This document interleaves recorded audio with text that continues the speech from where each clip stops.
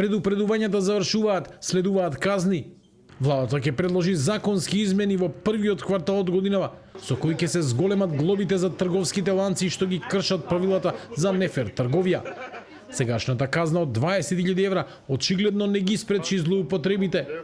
Премиерот Христијан Мицкоски директно ги обвини дел од маркетите дека водат бизнис исклучиво за сопствен профит на штета на граѓаните и порача дека државата е подготвена на жесток одговор. Тие сакаат да водат бизнис, тие да добиваат, а граѓаните да губат. Тоа не е бизнис. Бизнис е кога сите добиваат. Се обидуваат да ги видоизменат тие нефер трговски пракси за производот да добие подобро место на рафтовите, да биде повизибилен и така натаму.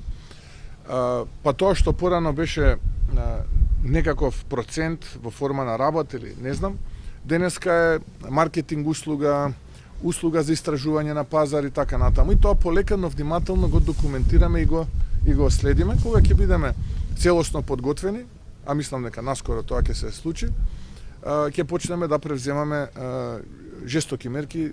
Премиерот Мицкоски не сакаше да открие дали трите маркети кои тој ги споменува се соочуваат со високи казни се дел од оние за кои постои сомневање за картелско здружување. Тој обвини претходната власт дека знаела за нив, но ги толерирала. Според него, актуелната влада сега ги процесуира тие случаи преку надлежните институции.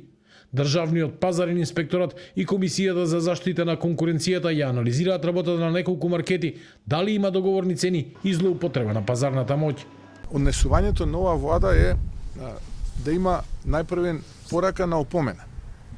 Односно, да видиме дали тие се свесни и дали ќе се коригираат. Гледаме дека тие 2-3 ланци на маркети не се коригираат. Веќе кога не се коригираат, како велат нашите поискусни и повозрастни велат, на човек со сила не можеш да му дадеш. Така што ако тие не може да ја препознаат пораката и упорно нивен главен интерес е профитот на сметка на граѓаните, тогаш ние како влада и како институции немаме друга опција освен да ги заштитиме интересите на граѓаните. Паралелно, Министерството за економија прави анализа на цените, споредба меѓу крајот на минатата и почетокот на оваа година.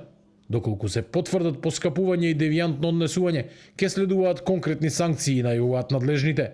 Законските измени со повисоки казни се очекуваат наскоро да се најдат пред пратениците.